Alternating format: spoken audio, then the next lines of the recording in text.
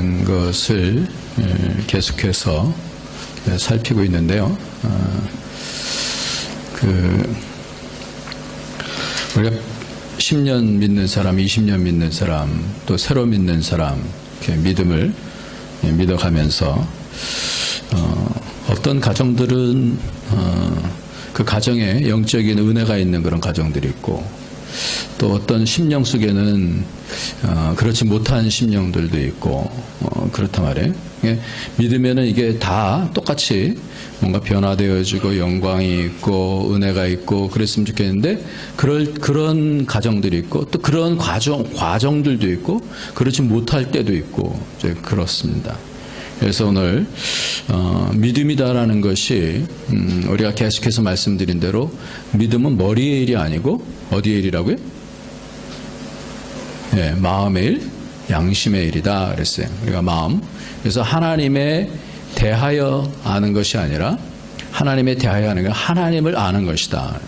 하나님을 아는 것은 머리로 아는 것이 아니라 우리의 양심으로, 우리의 마음으로 알고, 우리가 알게 되어졌을 때는 그 부분에 대해서 고백할 수 있고, 하나님은 어떤 분이십니다라고 우리가 말할 수 있잖아요. 하나님은 나를 정말 사랑하시는 분입니다라고 확신하면서 말할 수가 있는 거예요. 근데 믿음이 없으면 그런 부분들이 아리까리하죠. 그리고 믿음이 있다가도 때때로는 믿음이 떨어지게 되어지면 정말 하나님이 나를 사랑하시나 하는 그런 마음속에 의문도 들게 되어지고 그렇습니다. 그러니까 오늘도 이 믿음에 대해서 보면서 이 마음이 어떻게 해야 되는가, 계속해서 우리 안에 있는 선한 양심이 하나님에서 달려가는 것이고, 믿음은 현재성을 갖고 있기 때문에 매일매일 하나님께서 영혼 가운데 오셨을 때 그때 반응하며 하나님의 뜻을 찾아가고 그런 것이다, 이렇게 말씀했는데, 오늘은 믿음과 기쁨에 대한 그런 말씀을 같이 나누고자 합니다. 제가 말씀을 준비하다가 보통 말씀을 준비하다가 내가 말씀을 이렇게 잠깐만 보게 되어져요. 내가 말씀을 보게 되어지는 이것들을 좀 속에서 걸리게 될 때는 기도를 하게 되어집니다. 하나님, 묻게 되어져요. 기도하면서 묵상하고 또 그러다가 하나님께서 마음속에 탁 열어주실 때가 있어요. 그래서 물었어요. 그래서 하나님, 오늘 말씀 보니까 하나님을 기쁘시게 하는 자라는 증거를 받았고, 믿음이 없이는 기쁘시게 못한다 그러는데, 믿음이다라는 것이 하나님의 기쁨이 되어진다 그러는데, 하나님, 그럼 언제 하나님 가장 기쁘세요? 이렇게 마음속으로 이렇게 물었어요. 여러분, 언제 하나님이 가장 기뻐하실 것 같아요? 우리 일일하자면 기도도 하고 또 오늘 또 인사도 하고 그래야 될 텐데, 언제 하나님께서 가장 기뻐하실 것 같아요? 이제 떠나가니까 이제 물어도 되겠지 뭐.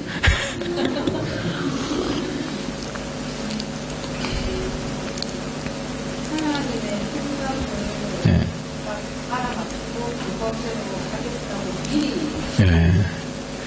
아유, 어쩜 이렇게 갈 때 이렇게 정답을 맞춰요. 네. 딱 그 얘기를 제가 적어놨어요. 뭐라고 전하냐면, 하나님께 제가 이렇게 마음으로 물어봤더니 하나님께서 마음으로 이런 대답을 주셨어요. 나의 마음의 깊은 것을 알아. 그것에 순종할 때 내가 가장 기쁘다. 이런 마음을 주셨어요. 여러분 어떻습니까? 부모가 되어졌을 때 자녀가 내 마음의 깊은 것을 알 때에 얘가 어떻게 이것까지 알지? 라는 그런 생각을 할 때에 마음이 확 열리잖아요. 내 생각이 참 골똘하게 염려하면서 자녀의 인생에 대해서도 생각하고 기도하고 그러는데, 그 부분을 딱 터치할 때 그때에 기쁨이 확 열리잖아요. 그래서 그걸 예, 우리 김유라 집사님이 딱 맞추셨어요. 제가 전에 우리 아이들이 어렸을 때, 초등학교 5학년 때, 4학년 5학년 때 애들이 열심히 기도를 하더라고요. 하나님을 만나보고 예수님을 보고 싶대요. 여기에 김한규 집사님 와 계시는데, 김한규 집사님 딸이 진주가 하나님을 봤대요. 예수님을 봤대요. 꿈에서인가 어디선가. 그렇다. 자기들도 보고 싶다고.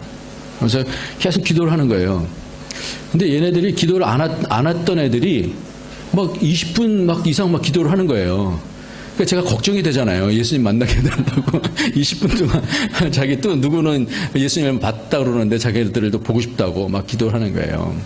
그래서 좀 얘네들이 좀 이상한 것 같아서 뭐 10분도 못 기도하는 애들이 막 20분 넘어서 막 기도하길래 제가 가갖고 걱정이 돼갖고 머리에 손을 얹고 기도를 해주면서 제가 방언으로 이렇게 기도를 해줬어요. 제가 마음이 있으신 이제 방언으로 이제 기도했죠.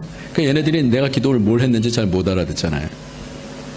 근데 30분 정도 기도하고는 기도 다 했다 그러면서 일어나는 거예요. 그래서 야, 너 뭐 위해서 기도했니?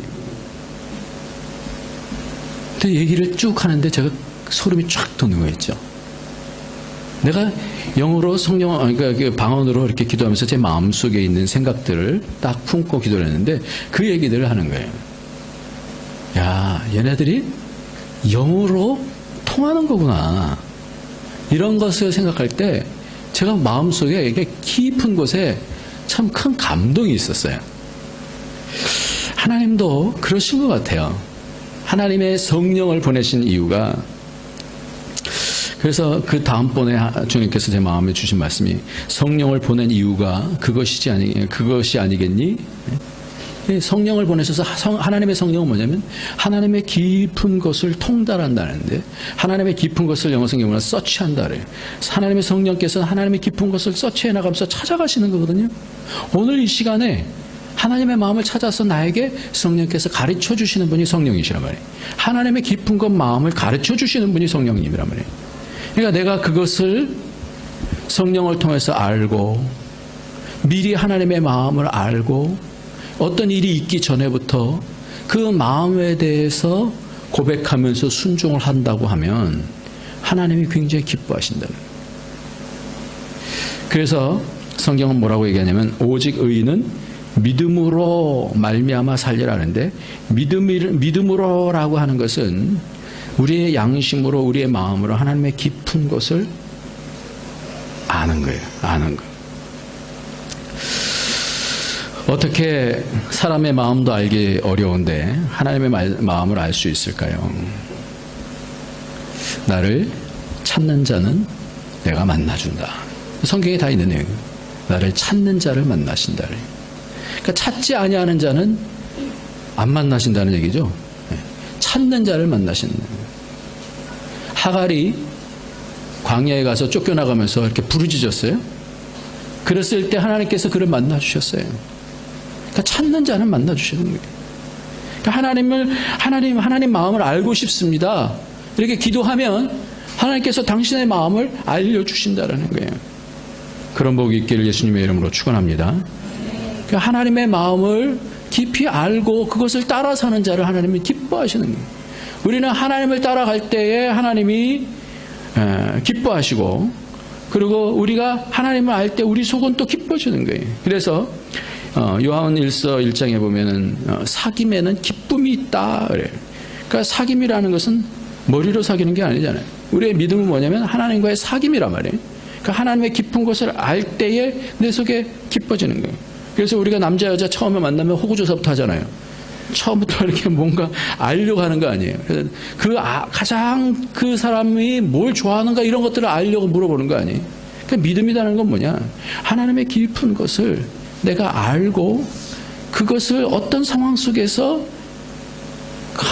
그냥 내가 그것을 따라서 하나님 기쁜 것을 알고 하는데, 순종하는데, 그래서 하나님 기뻐하시는 거예요. 제가 기쁨에 여기 보니까 하나님을 기쁘시게 하는 자라는 기쁨에 대한 이 단어를 보니까 원어가 유아레스토스라고 하는 그런 단어인데, 이 단어는 뭐냐면, 이 뜻이, 원어의 뜻이 뭐냐면 완전히 일치하는 이런 뜻이에요. 기쁨이라는 것은 언제 생기냐? 완전히 일치할 때. 우리가 사람과 만나서 저 사람의 마음과 내 마음이 딱 일치하게 되면 내가 속에서 기뻐지듯이 하나님도 언제 기뻐하시느냐? 믿음이라는 것이 바로 내가 하나님의 마음과 일치되어지는 것이 바로 믿음이라는 거예요. 그러니까 믿음이 없이는 기쁘시게 못하냐는 말은, 다시 말하면 하나님의 마음을 읽지 못하면, 그 하나님의 마음의 뜻에 대해서 알지 못하면 하나님 기뻐하시지 않는 거예요. 그러니까 자기 열심으로 하는 것은 하나님 안 기뻐하셔요. 유대인들은 자기 열심이 많았어요. 그러니까 하나님의 뜻을 알고 그것에 순종하는 거하고 자기 열심을 따라서 하는 거하고는 다르다라는 거예요. 그러니까 우리가 가장 중요한 것은 뭐냐면 영적으로 열려서 하나님이 지금 이 시간에 뭘 기뻐하실까, 무슨 생각을 하실까, 어떤 마음이실까, 이 부분을 찾아가야 되는 거예요. 오늘도 기도할 때 그 마음을 찾게 되는 줄 믿습니다. 우리가 지난주에도 그렇게 말씀했죠. 기도가 믿음이다. 믿음이 기도다. 이렇게 말했잖아요. 하나님께서는 기도 없으면 이런 유가 나갈 수 없다 말씀하는 거예요. 믿는 자에게 능치 못할 일이 없다. 이게 동일한 말씀이거든요. 기도가 능력이다라는 거예요. 기도가 능력이고 믿음이 능력인데, 믿음은 뭐냐? 기도인데, 기도는 하나님의 왜 기도하느냐? 하나님을 찾는 거예요. 하나님의 깊은 것을 내게 주십시오. 알고 싶습니다. 이렇게 찾는 거예요. 그래서 일치될 때에 그것이 기쁨이 되어지는 거예요. 이것을 잘 보이지 않으셨는데도 불구하고 미리 안다. 그러면 하나님은 굉장히 더 기뻐하시겠죠. 그러니까 뭔가 보이지 않았는데도 불구하고 믿음을 통하여서 그것이 보여지기 때문에, 보이지 아니하는 세계가 믿음을 통해서 보여지니까 남들은 다 못 보는데 얘는 보는 거예요. 그럼 누구를 사랑하겠어요? 보는 자를 사랑하시는 거예요. 네가 내 마음을 아는구나. 그게 믿음이라는 거예요. 오늘 로마서 14장 17절에 보면 하나님의 나라는 먹는 것과 마시는 것이 아니오 오직 성령 안에 있는 의와 평강과 희락이다. 이렇게 말씀하는데, 이 말씀이 굉장히 중요한 말씀으로 마음속에 늘 자주 생각이 나는 그런 말씀이에요. 그런데 이번에 이 말씀을 준비하면서 이 말씀을 조금 새롭게 이해한 그런 부분이 있어요. 하나님의 나라는 먹고 마시는 것이 아니오. 사람들이 로마서 14장에 보면은 먹는 것 때문에 이렇게 싸웠어요. 그러니까 믿음이 많은 자들이 믿음이 어린 자들에 대해서 막 비판하고 그랬거든요. 당신은 왜 그런 걸 먹느냐? 뭐 그러면서 비판했어요. 그런데 하나님께서 하시는 말씀은 뭐냐면 비판하지 말라. 믿음이 연약한 자를 받으라. 이렇게 말씀하는 거예요. 그들도 내 종이다. 이렇게 말씀하는 거예요. 그러면서 하나님의 나라는 먹고 마시는 거 이게 중요한 게 아니라 오직 성령 안에 있는 의와 평강과 희락이다 말씀하는데, 의라는 것이 뭔가? 의라는 것은 하나님이 옳다 하시는 거거든요. 그러니까 하나님이 연약한 자는 연약한 대로, 보이는 대로, 믿음이 적어서 잘 안 보이지만 안 보이는 대로 또 보려고 애쓰는 그런 대로 순종하는 그런 것, 자기의 믿음의 분량대로 순종하는 그것을 주님이 받으시는 거예요. 그리고 그 자에게는 옳다 이렇게 되어지는 거예요. 그러니까 하나님과 마음이 점점 장성하게 되어지면 점점 이 면이 더 넓어지겠죠. 하나님과 일치되는 면이 처음에는 선이었다가 나중에 점점 많아지겠죠. 이게 믿음이 커지는 거예요. 그래서 하나님의 뜻과 마음을 잘 아는 거예요. 이게 일체예요. 그런 사람에게 평강과 하늘로부터 오는 평강, 그리고 하늘로부터 오는 희락을 주시겠다라고 하는 거예요. 예수님도 십자가에 달리실 때 보면 어떻게 그 십자가를 이기셨을까? 완전한 인간이신데 어떻게 그 십자가를 이기셨을까? 그걸 잘 보면요, 요한복음 17장에 보면 하나님과 창세 전에 했던 그 영화로서 오늘 내게 영화롭게 하옵소서, 그렇게 얘기를 해요. 그 얘기가 뭐냐면 하나님과 완전한 일치되어지는 그 기쁨 가운데서 내가 이 땅에 내려가겠습니다 라고 했던 그 회의, 그 가운데 완전한 일치 가운데서 했던 그 영광, 하나님과의 절대 평강, 절대 기쁨이었던 그 영광으로서 나를 영화롭게 하옵소서, 그러면서 이제 십자가 달리시는. 그러니까 결국 우리는 믿음이다라는 것이 우리에게 얼마나 큰 축복이냐면 우리를 하나님에게 딱 달라붙게 하는 거예요. 하나님의 능력에 딱 달라붙게 하는 거예요. 그러니까 그 예수님은 그런 상황 가운데서 완전한 일치, 절대 기쁨, 절대 평강을 잡고 사는 거예요. 그러니까 하나님 나라는 먹고 마시고 뭐 놀고 뭐 이런 게 아니라 하나님과의 일치다. 하나님의 의와 평강과 희락이다. 이렇게 말씀하는 거예요. 우리는 왜 신앙하는지, 왜 믿는지 몇십 년 동안 믿기도 하고 또 몇 년 동안 믿기도 하고 처음 믿는 사람들도 요즘 보니까 이렇게 우리 교회 오시더라고요. 너무나 복된데. 처음 믿는 사람들도 있는데 보통은 처음에 이렇게 믿으면서 뭔가 믿으면 나에게 유익이 있겠지라는 그런 생각을 하는 거예요. 나의 잘됨을 위해서 시작을 합니다. 그래서 기도도 하고 하나님 이번에 무슨 일이 있는데 좀 도와주세요. 새 가족들은 하나님이 특별히 기도를 잘 들어주셔요. 그 일들이 잘 돼요. 근데 나중에는 이것이 전부가 아니구나. 그러면서 뭘 깨닫게 되어지냐면 나중에는 연단의 과정이 있어야 된다는 걸 알게 되어져. 그러면서 연단의 과정 가운데서 어려움들을 겪게 되어지면서 마음이 왔다 갔다 하다가 그 연단의 과정을 딱 뛰어넘으면서 하나님의 깊은 것을 조금씩 더 알아가게 되는 거예요. 그게 축복이라는 것을 나중에 알게 되어지고 나중에는 상황이 어떠하게 되든지 간에 그것이 중요한 게 아니라 하나님 말씀이 가장 중요하구나. 하나님 마음이 가장 중요하겠구나라는 것을 알고 반응하는 것이 그게 믿음이에요. 그러니까 믿음이 성장하면서 그렇게 되는 거예요. 근데 믿음이 오래되어졌는데도 불구하고 장성하게 되지 못하고 아직도 도의 초보만 알게 되는 것에 대해서 히브리서 5장 6장에서는 책망을 합니다.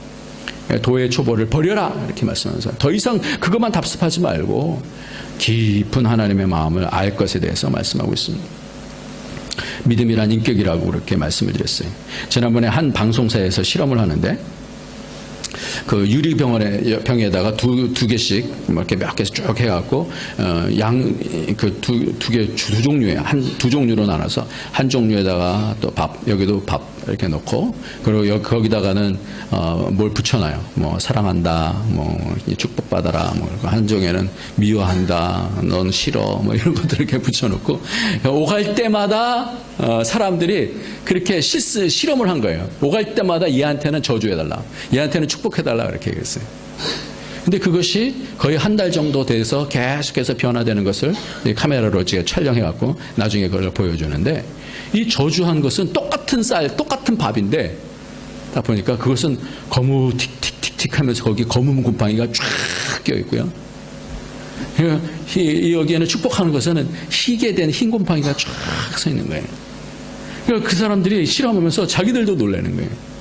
아니, 이 무생물이, 살아있지 않은 이 무생물이 백도씨에 끓여갖고 죽어있는 이것이 어떻게 해? 축복하니까 거기에 하얀 곰팡이가 쓸고, 이건 어떻게 해요? 검은 곰팡이가 되고 완전히 냄새나고 그냥 그렇게 되는 거예요. 저는요, 우리의 인격은 더하다라고 생각해요. 우리의 신앙은 더하다라고 생각해요. 하나님과 부딪히면서 믿음이다라는 것은 이 과정을 통하여서 우리가 때때로는 어려움을 당하잖아요. 시간이 많이 가는 거예요. 어려움을 당하고 그러면서 때때로는 내 마음이 하나님께 아무리 기도해도 들어주시지 않아. 그러면 속에서 뭐예요?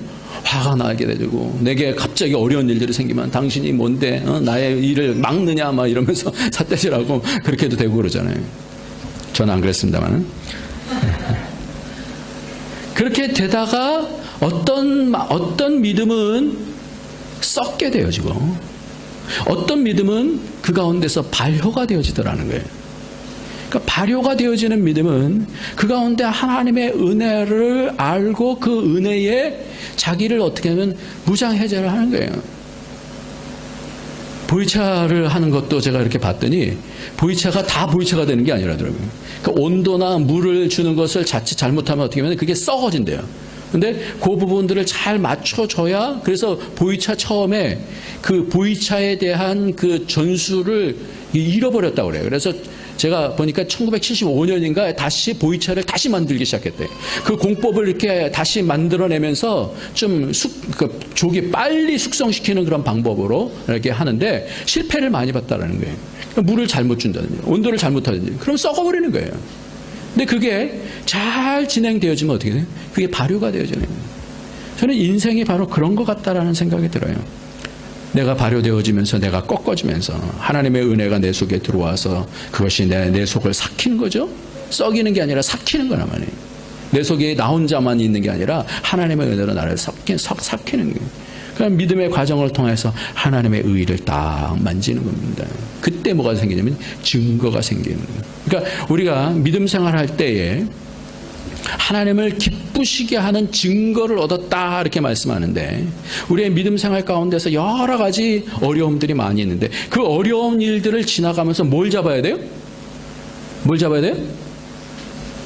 예, 뭘 잡아야 되나? 증거. 다 따라해 봅시다. 증거를 잡아야 돼요. 믿음의 증거를 잡아야 돼요. 믿음의 내 신앙생활을 이렇게 추적해 가야 되는 겁니다. 추적해 가야 돼요.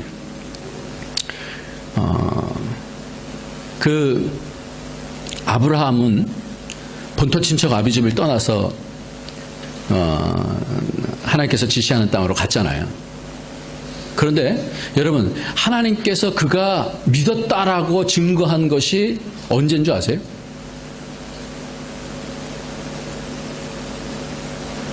네가 나를 믿었다라고 하나님께서 증거해 주신 것이 언제인 줄 아세요? 네, 묵묵부답. 창세기 15장.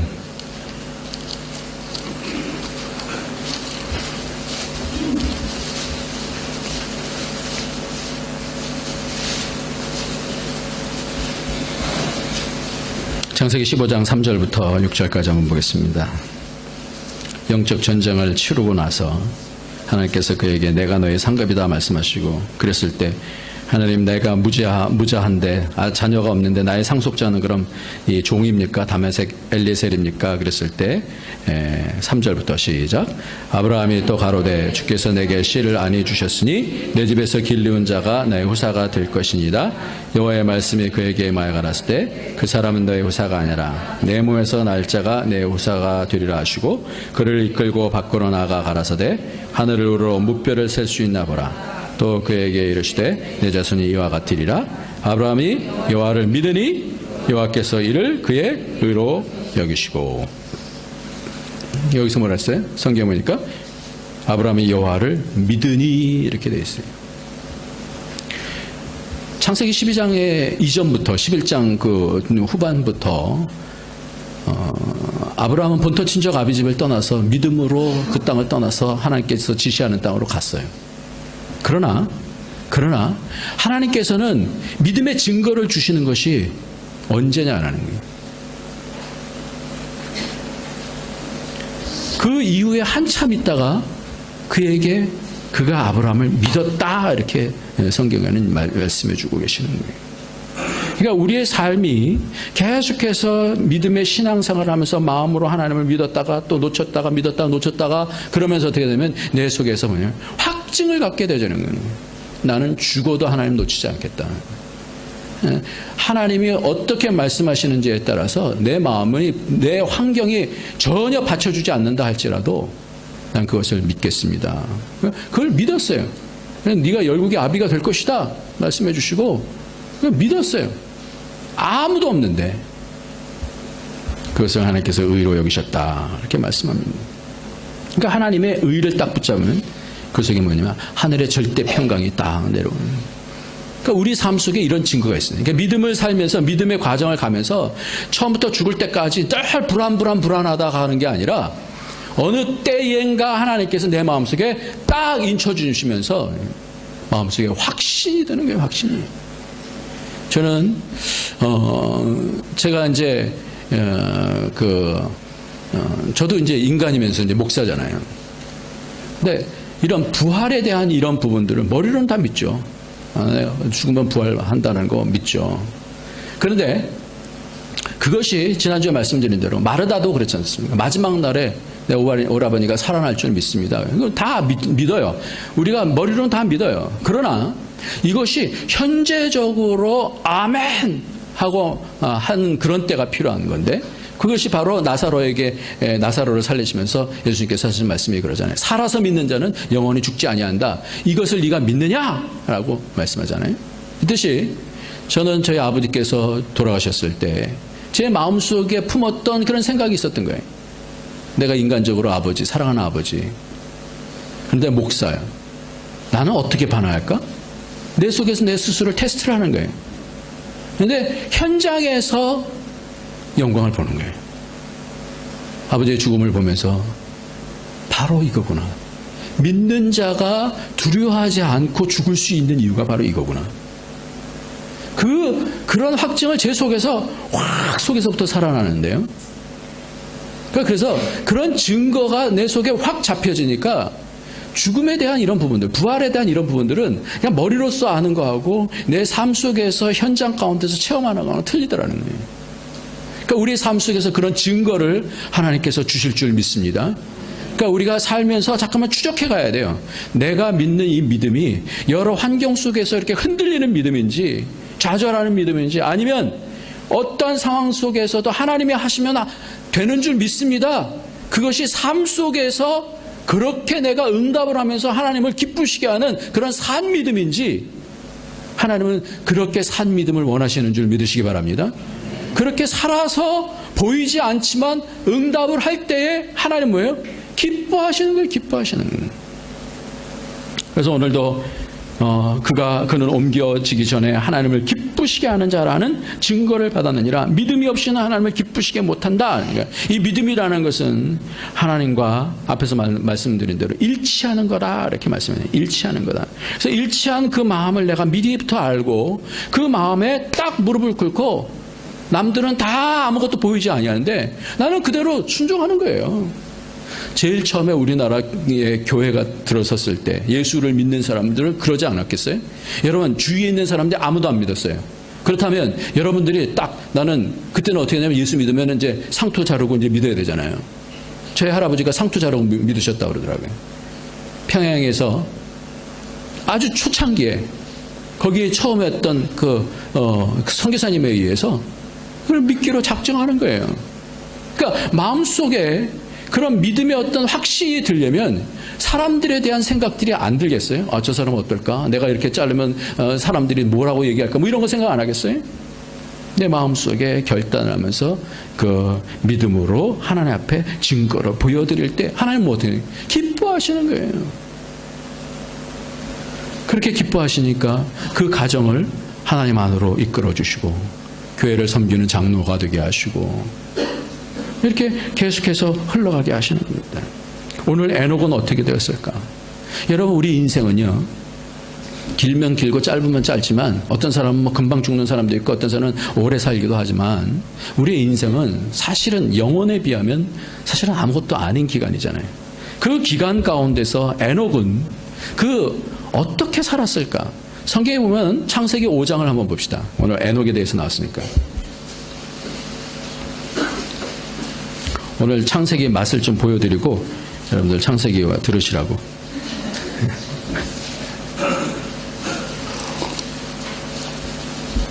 창세기 5장 21절부터 한번 보면요. 에녹은 시작. 에녹은 65세에 무드셀라를 낳았고 무드셀라를 낳은 후 300년을 하나님과 동행하였으며 자녀를 낳았으며 그가 365세를 항수했더라.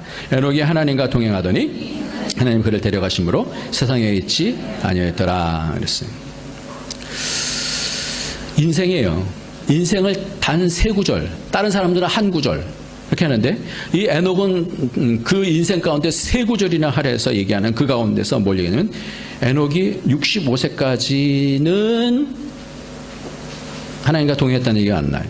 65세에 무드셀라를 낳고 나서 하나님과 300년 동안 동행하고 365세에 하나님께로부터 옮겨지게 돼요. 하나님으로부터. 그렇죠? 그러면 이 무드셀라에게는 무슨 증거가 있었냐 이거예요. 하나님과 동행했는데 그 에녹은 무엇 때문에 무드셀라를 낳으면서 하나님과 300년 동안 동행했을까? 이 짧은 시간이지만 그 인생의 전체를 설명해주는 그 3구절인데 그 3구절 가운데 도대체 무슨 증거를 가졌길래 하나님을 기쁘시게 할 수 있었을까라는 거예요. 에녹은 아들 무드셀라를 낳고 하나님과 동행했습니다. 왜 그랬을까요? 오늘 이 질문을 다시 해봤으면 좋겠어요. 아시는 분들, 이미 제가 설교를 몇 번 했기 때문에 아시는 분들 아시겠습니다만 진정 나의 신앙이 제대로 가고 있는지 에녹의 믿음을 좀 추적해 갔으면 좋겠다는 거예요. 그에게는 살면서, 우리에게도 마찬가지로 그냥 살면서 좋으면 좋고 나쁘면 나쁘고 이게 아니라 하나님의 그 진리의 말씀이 내 속에 들어와서 인생이 이것이다라는 것을 우리는 분명히 잡고 가야 되는 거거든요. 세상 사람하고 똑같이 살면 그거는 진리의 삶이 아니에요. 이 땅을 어떻게 살 것인가라는 것에 대한 뭐가 있어요? 증거가 있어야 되는 거예요. 그러니까 이 증거를 에녹은 분명하게 잡게 되어집니다. 왜 그랬을까? 왜 그랬을까? 그는 무슨 증거를 잡았을까? 그 증거를 잡은 것이 유일하게 단서가 그 아들의 이름을 통해서 그 아들을 낳으면서 300년 동안 하나님과 동행했다 그랬으니 그 이름이 뭐냐, 이름이. 여러분, 아들 이름을 지을 때 아무렇게나 짓습니까? 아니에요. 굉장히 애를 써서 이름을 짓습니다. 저는 한 달간 기간을 주기 때문에 꼭 31일째 가서 아들 이름을 등록을 했어요. 그 다음에 이제 벌금 나온다 그러니까. 그래서 이름을 지었어요. 근데 그 이름을 아무렇게나 짓는 것이 아니라 그 이름을 지으면서 자기의 신앙을 하나님 앞에 딱 고백을 하는 거였어요. 근데 그 신앙 고백을 잘 찾아보면 이렇습니다. 그 이름은 에녹이 하나님과 동행했다 이렇게 얘기했는데 그 동행한 그 이유에 대해서 말씀을 해주는데 그 아들의 이름이 무드셀라예요. 무드라는 것은 메트라고 하는 것이 사람이에요. 사람. 셀라라고는 샬라흐라고 하는 것은 다트예요. 다트. 그러니까 이 무드셀라라는 뜻은 뭐냐면 man of the dart라고 하는 뜻이에요. 그러니까 관역의 사람이다. 다트 하는 거 아시죠? 관역에다 이렇게 맞추는 거 아시죠? 이 관역의 사람이다라는 이름을 왜 줬냐라는 거예요. 그는 하나님의 마음을 본 사람이에요. 하나님의 마음을 보고 이 아들이 하나님께서 마음속에 분명한 증거를 주셨던 것 같아요. 이 아들이 죽으면 세상은 멸망한다. 이 사인을 주신 거예요. 그러니까 이 에녹이 아들을 낳자마자부터 하나님과 300년 동안 동행하는 거예요. 그러면서 계속해서 하나님과 걸어갔어요. 왜 그랬을까? 이 아들이 죽으면 세상은 멸망한다. 하나님의 깊은 마음을 보는 거예요. 역사를 보는 거예요. 그 역사 가운데서 나는 어떻게 살아가야 되는가? 라는 것을 보고 하나님과 300년 동안, 그리고 하나님께서 그를 300년 동안 그가 늘 하나님과 같이 가니까, 하나님의 마음을 계속 쫓아가니까 하나님께서 그를 어떻게 하면 하늘로 올리셨어요.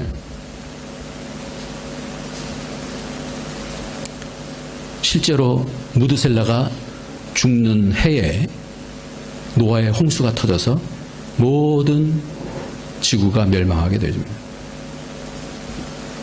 지구가 멸망한다면 좀 이상하고. 근데 홍수가 나서 다 모든 사람들이 다 죽게 되어졌어요. 그리고 우리가 한 가지 더 알 수 있는 것은 하나님의 마음을 알 수 있는데 왜 그러면 무드셀라를 성경 안에서, 아니 이 세상에서 가장 오래 969세를 살게 해주셨는가? 왜 그래요? 노아 홍수가 있는 날까지 하나님 어떻게 해요? 오래오래 참으셨다. 참으시면서 한 사람이라도 더 구원에 이르기를 기다리셨다는 거예요. 그게 하나님의 사랑이 바로 969세예요. 천세까지, 거의 천세까지 살게 하신 하나님의 그런 마음이라는 것을 우리는 성경을 통해서 알게 되어집니다. 증거를 갖기 때문에 하나님과 동행하게 되죠. 우리는요, 우리의 삶 속에서 믿음이다라는 것은 뭐냐면 하나님을 기쁘시게 하는 증거를 얻는다라는 거예요. 그러니까 우리가 사는 삶, 우리 한 번 살고 맙니다. 그렇죠? 두 번 살 사람 있어요? 한 번 살고 말아요. 한 번 살 때에 하나님께서 뭘 주시기를 원하시냐면 우리 속에 증거를 주시기 원하는 거예요. 이 증거라는 단어가 테스티모니라는 단어지 않습니까? 테스트를 거친다라는 거예요. 우리의 인생은요, 늘 좋은 것만 오지 않습니다. 연단의 과정 속에서 어떤 사람은 썩게 되어지고 어떤 사람은 발효가 되어진다 그랬죠. 어떤 사람은 그 테스트 가운데서 하나님의 마음을 읽어나가는 거예요. 가장 어려운 순간에 하나님 붙잡아서 하나님께서 그에게 살려주시고 내가 너를 사랑한다. 그런 것을 한번 경험한 사람은 나중에 어떤 어려움이 와도 두려워하지 않는다고요. 그러니까 증거를 가진 사람은 이 증거를 믿음이라는데 이 믿음의 증거를 갖고 있는 사람은 축복인 거예요. 그래서 성경에 보면 집사들을 어떻게 하냐면 믿음의 비밀이 있는 사람, 믿음의 증거를 있는 사람을 택하라 그렇게 얘기해요. 뭐라고요? 집사를 선택하는데 믿음의 비밀이 있는 사람, 안수 집사를 얘기하는데 믿음의 비밀이 있는 사람을 택하라 이렇게 얘기를 하고 있어요. 그냥 삶에 있어서 아무렇게나 사는 게 아니라 믿음이 어떤 것인지에 대해서 아는, 바로 마음속에 하나님은 살아계신다. 하나님은 내가 어떤 상황 속에서도 하나님께서 나를 붙드시고 하나님의 영광의 나를 위해서 나를 쓰실 것이다. 나는 하나님이 살아계시기 때문에 하나님 살아계신 것을 경외하면서 살 것이다 라고 하는 마음의 확신을 가진 자를 그 사람을 집사로 세워라 이렇게 얘기하고 있어요. 성경에 믿음의 증거가 있는 거예요. 우리 모든 사람에게 하나님은 증거를 주시는 줄 믿으시기 바랍니다. 그 증거가 내 속에서 하나씩 차곡차곡 채워지면 나중에 두려울 것이 없는 거예요. 사망도 두렵지 않습니다. 어려움도 두렵지 않습니다. 우리가 늘 하나님 아무 일 없게 해주세요. 무사하게 해주세요. 저는 이 기도를 제일 싫어해요. 무사하게 해주세요. 왜 무사하게? 우리 평생토록 무사한 일만 있으면 좋겠습니까? 하나님의 역사가 있는, 하나님의 능력이 임하는 그런 시간이 되어지길 예수님의 이름으로 축원합니다. 앞으로 무사하게 해달라고 그렇게 하지 마시고요. 좋은 일, 능력이 있는 일이 많도록 축복하여 주시옵소서 이렇게 기도하시길 바랍니다. 그러니까 그런 증거를 속에서 받는 거예요. 하나님의 마음의 핵심을 잡고 하나님과 동행하면서 300년 동안 사는 거예요. 왜 제가 다시 이제 고민을 하는 것이 뭐냐면 모든 사람이 죄로 죽어야 되는데 왜 에녹은 하나님께서 그를 옮기셨을까 하는 거예요. 곰곰이 생각해 보니까 믿음이라는 게 이것이겠다라는 생각이 드는 게 뭐냐면 왜 죽지 않고 그냥 올리셨을까? 이렇게 승천한 사람이 2명, 또 엘리야가 또 승천했죠? 또 승천한 사람인데 예수님 승천하셨죠. 3분 승천하셨는데 이 3분 승천하신 가운데서 잘 보면 어떻게 왜 죄로 죽어야 되는데 왜 죽지 않았을까? 죄라는 단어가 뭐냐면 하마르티아라는 단어인데 하나님 마음과 쉐어한다라는 거예요. 쉐어하지 않는다라는 거예요. 죄라는 게 뭐라고요? 하나님 마음과 나누지 않은, 하나님 마음과 맞추지 아니하는 것이 죄다. 그러니까 양심이 자꾸만 하나님 마음을 벗어나려고 그러면 그게 죄가 되는 거예요. 그러니까 하나님의 마음을 자꾸만 맞추면 하나님께서 우리에게 하나님의 사인을 알려주시는 거예요. 우리 영이 깨닫게 되어지는 거예요. 그리고 죄라는 것은 아까 그 무드셀러 얘기한 것처럼 이 관역에서 벗어나는 것을 죄다 이렇게 얘기를 합니다. 분명한 증거를 잡고 하나님의 마음의 핵심을 잡았기 때문에 에녹은 하나님과 동행할 수 있었습니다. 믿음은 자기 믿음이 아닙니다. 나는 믿는다 하는 것으로 끝나는 것이 아니라 하나님께로부터는 증거가 있어야 돼요. 그러니까 나는 믿는다, 나는 믿어, 난 예수 믿어서 구원 얻는다, 뭐 이렇게 하는 것들은 그런 부분들이 굉장히 중요하죠. 내가 믿는 믿음 굉장히 중요하죠. 고백하는 것도 굉장히 중요하지만 자칫 잘못하면 어떨 수도 있냐면 마태복음 7장처럼 주여 주여 하면서 선지자 노릇하고 병을 고치고 그럴 때 맨 마지막에 주님께서 뭐라면 그날에 내가 너를 도무지 안 적이 없다 이렇게 말씀하면 얼마나 황당하겠어요. 그러니까 우리가 믿는 믿음 굉장히 소중한 거지만 뭐가 있어야 돼요? 하나님께서 내 속에 믿음에 대한 증거, 기뻐하시는 증거들을 받아야 되는 줄 믿습니다. 하나님께 기도하십시오. 하나님 이러이러한 여러 가지 어려움이 있지만 기도하는 자들은요 속에서 분명 확신이 생겨져요. 분명히 아무것도 풀어지지 않았는데 마음속에 평강이 확 임하게 되어지고 어떤 변화들이 전혀 없는데 마음속에 이미 하나님께서 사인을 주시고 그러는 거예요. 그런 증거들을 갖고 사는 자하고 믿는다라고 얘기하지만 그런 증거 없이 이 일 터질 때마다 불안한 사람하고 다른 거란 말이에요. 오늘 말씀을 마치겠습니다. 아브라함도 여러 가지 이 테스티모니를 통하여서 시험을 통과하면서 얻은 증거가 있었다 말씀을 드렸습니다. 아벨도 증거가 있었다. 오늘 본문 앞에 보면 그렇게 말씀해요. 에녹도 증거가 있었다. 그러면 내게 있는 증거는 뭘까? 우리가 결혼식 할 때 증거물을 주죠. 그러나 정말 나중에 남편이든지 아내든지 서로 바라보면서 무슨 증거를 얻기를 원하냐면 정말 이 사람이 나를 사랑하는가? 라고 하는 증표물 정도가 아니라 그런 마음의 증거를 얻기를 원해요. 그래서 자꾸만 묻죠. 당신 나 사랑해? 어떤 증거들을 이렇게 원하는 거죠. 그래서 그런 것들이 깨지게 될 때 마음에 상처를 입고 그러지만 또다시 회복이 되어지고 그렇게 하는 거 아니에요? 그래서 이 사람이 정말 나를 믿을 수 있겠구나. 이 사람이 참 기쁘다. 이런 증표를 얻어요. 노아에게도 증표를 주셨어요. 믿음의 증거란 내가 믿었다고 주어지는 것이 아니라 하나님이 기쁘시다고 인정해 주시는 그런 증거를 자꾸만 받아야 돼. 그러니까 이런 증거를 받는 사람은 신앙생활을 굉장히 힘있게 합니다. 살아 있습니다. 오늘 현저적으로 믿음이 살아서 역사를 하는 그런 믿음이 되어집니다. 예수님도 십자가의 앞에서 어떤 마음이셨을까요? 예수님도 그렇게 말씀해요. 디모데전서 6장 13절에 보면 만물을 살게 하시는 하나님 앞과 본디오 빌라도를 향하여 선한 증거를 증거하신 그리스도 예수 앞에서 내가 너를 명하노니. 하나님 앞에서, 빌라도 앞에서 선한 증거를 증거했다 그랬어요. 그러니까 죽음 앞에서도 분명한 증거가 있기 때문에 두려워하지 아니했던 그 증거가 있었던 거예요. 여러분들 좀 더 자세하게 그 증거를 잡은 사람들에 대해서 아시려면 창세기를 들으시면 됩니다. 오직 의인은 믿음으로 말미암아 살리라 하는데 하박국도 성경에 보면 그 믿음의 증거를 딱 받아요. 말씀을 받아요. 그 다음서부터는 흔들리지 아니하는 그런 믿음이 되어지는 것을 봅니다. 그래서 맨 마지막에는 내 속에 썩이는 것이 온다. 그런데도 불구하고 나는 기뻐하고 기뻐하리라. 그렇게 마치게 되어지거든요. 그러니까 속에 어떤 것들이 내 마음에 고통이 온다 할지라도 하나님의 증거를 분명하게 잡으면 그것을 이기는 힘이 있게 되어지는 거예요. 여러분 혹시 쇼터 지수라는 것을 아십니까? 제가 책을 찾다가 이규태 코너에 대해서 이렇게 옛날 거 있는 걸 찾다가 이렇게 봤는데 쇼터 지수라는 것이 있어요. 이게 쇼터 지수라는 게 뭐냐면요. 미국에서 운동선수를 뽑거나 훈련시킬 때 체력이나 체격 말고 또 중요하게 생각하는 게 있는데 그게 뭐냐면 심리적인 거예요. 심리적인. 그래서 그 기준으로 쇼터 지수라고 얘기하는데 이 쇼터 지수라고 하는 이 쇼터라는 말이 나온 게 된 게 이 뮌헨의 올림픽이 있었을 때 미국의 마라톤 선수였던 쇼터가 있었는데 그가 출전을 했다라는 것도 알고 있는 사람들도 기대하는 사람들도 아무도 없었어요. 그런데 그가 뮌헨의 올림픽에서 우승을 했어요. 무명 선수가 우승을 했는데 사람들이 어떻게 그가 우승을 했는지에 대해서 그에게 이제 인터뷰를 했는데 이렇게 얘기했어요.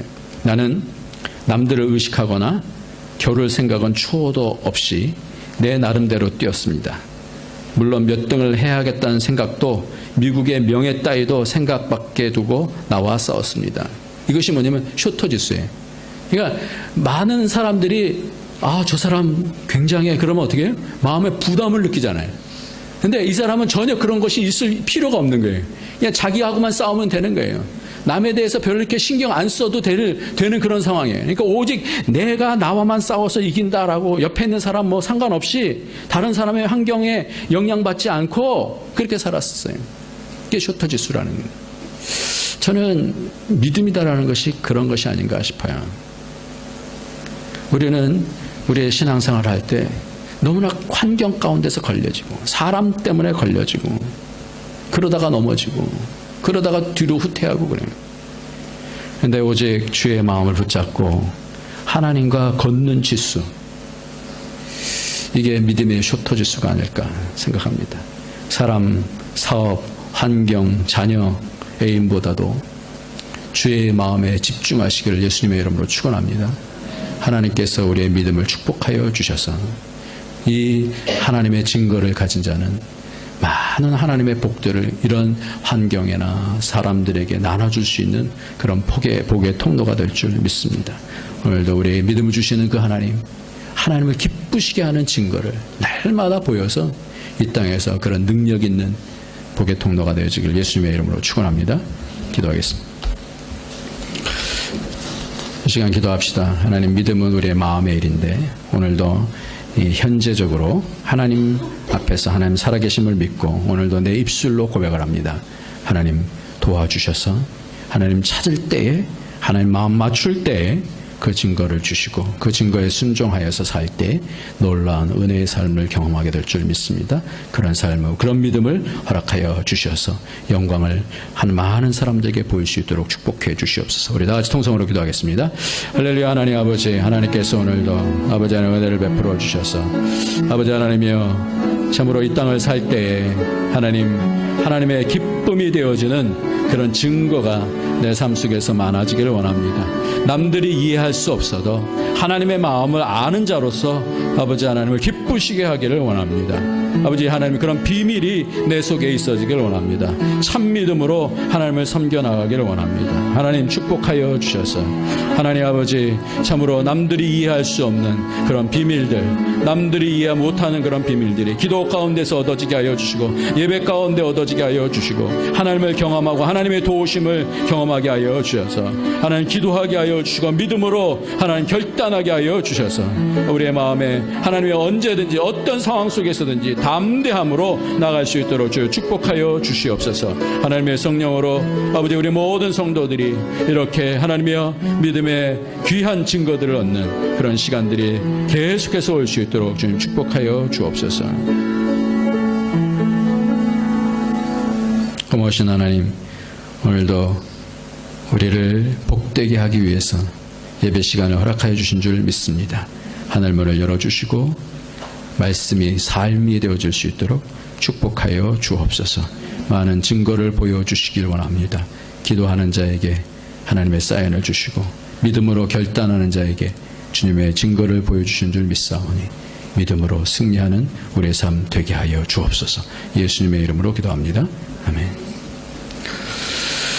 359장 찬양하시면서 인도하시겠습니다.